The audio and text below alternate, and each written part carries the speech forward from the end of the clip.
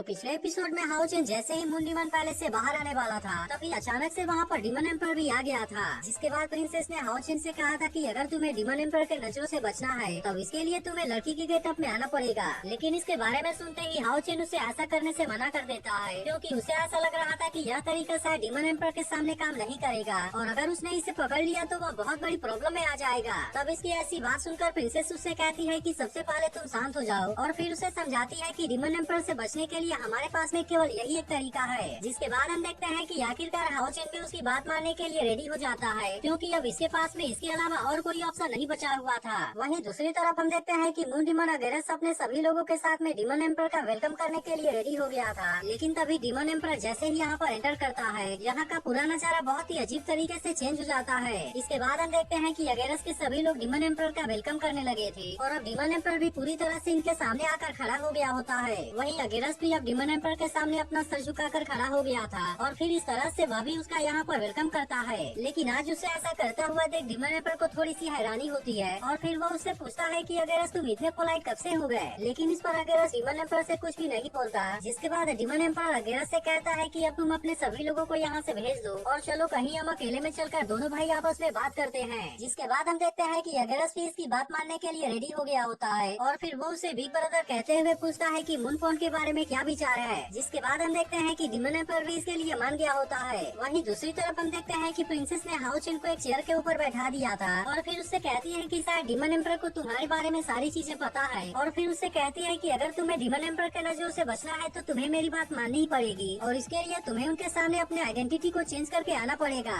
लेकिन इसी के साथ वो उससे कहती है कि तुम्हें इसके बारे में ज्यादा चिंता करने की जरूरत नहीं है क्योंकि अगर इसके दौरान कुछ भी गड़बड़ी होती है तो मैं उसे देख लूंगी। अब इस तरह से हम देखते हैं कि उसने हाओचेन का मेकअप करना शुरू कर दिया था। लेकिन तभी हाओचेन उससे कहता है कि यहाँ पर तुम मेरे साथ में कोई भी गेम खेलने की कोशिश मत करना क्योंकि तुम्हें भी तो अच्छे से पता है कि तुम्हारी लाइफ अभी भी हमारे हाथों में है। तब इसके बारे में इसकी बात सुनकर प्रिंसेस उससे कहती है कि तुम्हें इसके बारे में इतना सोचने की जरूरत नहीं है क्योंकि अगर तुम यहाँ पर किसी भी प्रॉब्लम में आ गए तो फिर इसके वजह से मैं भी उसमें फंस जाऊंगी। इसके बाद हम देखते हैं कि इसने इसके ऊपर अपने किसी पावर का भी यूज किया था। अब इसके कुछ देर के बाद हम देखते हैं कि हाओचेन का मेकअप कंप्लीट हो गया होता है और इसीलिए प्रिंसेस ने उसे अपना ड्रेस चेंज करने के लिए भेजा होता है। लेकिन तभी हम देखते हैं कि हाओचेन जैसे ही अपना ड्रेस चेंज करके उसके सामने आता है वह भी उसे इस ड्रेस में देख पूरी तरह से हैरान हो जाती है। जिसके बाद हाओचेन उससे कहता है कि यह आउटफिट तो सच में काफी अजीब है। तब इस पर प्रिंसेस उससे कहती है कि तुम तो मेकअप करने के बाद और भी ज्यादा ब्यूटीफुल लग रहे हो और मुझे तो ऐसा लगता है कि अब तुम्हारे सामने मैं भी कुछ नहीं हूँ। वहीं दूसरी तरफ हम देखते हैं कि अगेरस डिमन एम्पर को अपने साथ लेकर मून पॉन्ड वाले जगह पर आ गया था और फिर वो जैसे ही यहाँ के दो फ्लावर को यहाँ के पॉन्ड से बाहर निकालता है वे तुरंत ही वाइन के दो गिलास में चेंज हो जाते हैं। इसके बाद हम देखते हैं कि वो इसे लेकर डिमन एम्पर के सामने आता है और फिर उसे इसमें से एक गिलास देते हुए कहता है कि इसे मूनलाइट में तैयार होने के लिए 1000 साल लग जाते हैं लेकिन अगर आप आज यहाँ पर नहीं आए होते तो मैं इसे नहीं निकालता।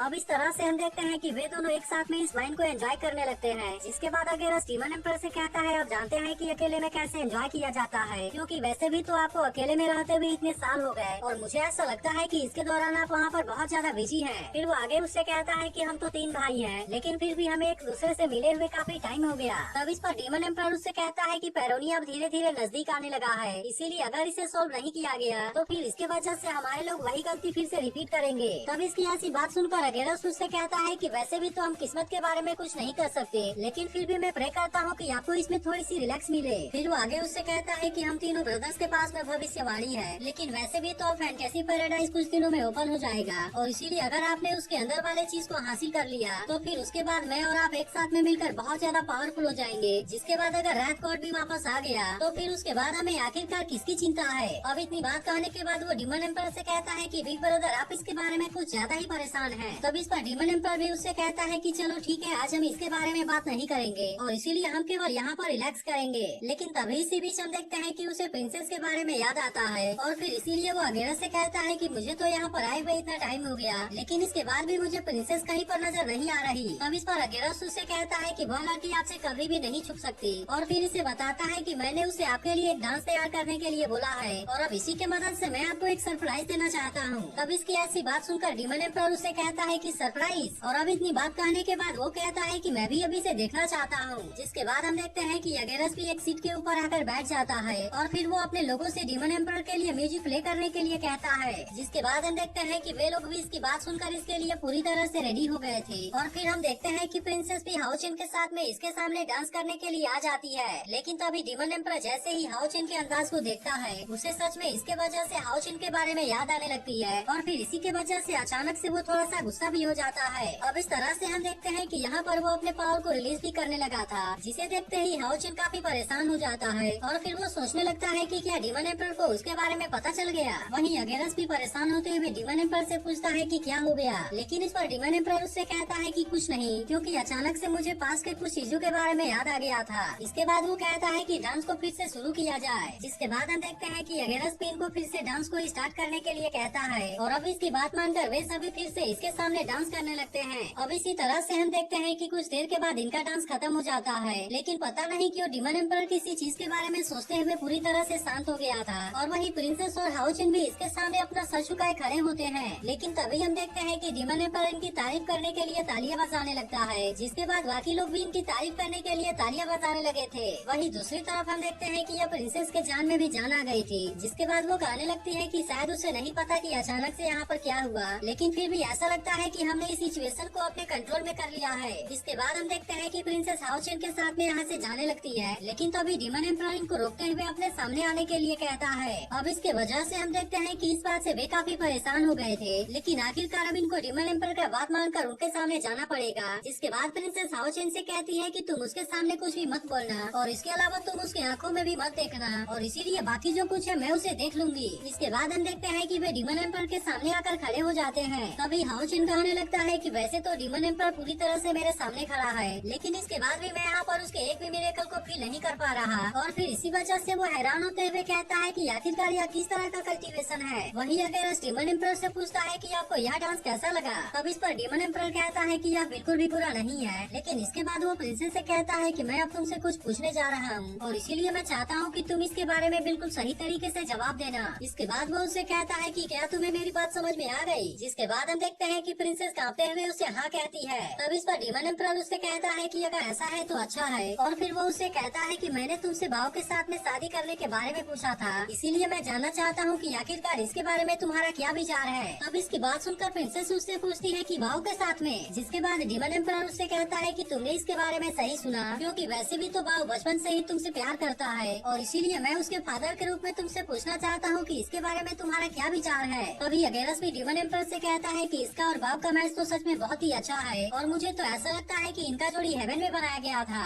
अब इतनी बात कहने के बाद वो भी प्रिंसेस से पूछता है कि इसके बारे में तुम्हारा क्या विचार है, लेकिन अब इसके बारे में सुनकर प्रिंसेस थोड़ी सी परेशान हो गई होती है और फिर वो इनसे कहती है कि मैंने भाव को हमेशा से अपना भाई माना था, लेकिन अब अचानक से उसके साथ में शादी करने के बारे में सोचकर मैं पूरी तरह से कंफ्यूज हो गई हूँ। तब इसके बारे में सुनकर डिमन एम्पर भी कहता है मैं भी जानता हूँ कि यह थोड़ा सा बेतुका है और फिर वो अगेरस से कहता है कि मैंने फैंटेसी पैराडाइज के बारे में अपना डिसीजन चेंज कर लिया है, क्योंकि मुझे ऐसा लगता है कि अब हमें यूज और भाव को भी हमें ज्वाइन करने का चांस देना चाहिए, ताकि इस तरह से हम उन दोनों में से फर्स्ट 10 पिलर्स के उत्तराधिकारी को चुन सके और फिर इस तरह से हम उनके साथ में कुछ मजे भी करेंगे। लेकिन फैंटेसी पैराडाइज के बारे में सुनकर हाओचिन पूरी तरह से हैरान हो गया होता है और फिर वो सोचने लगता है कि आखिरकार ये चीज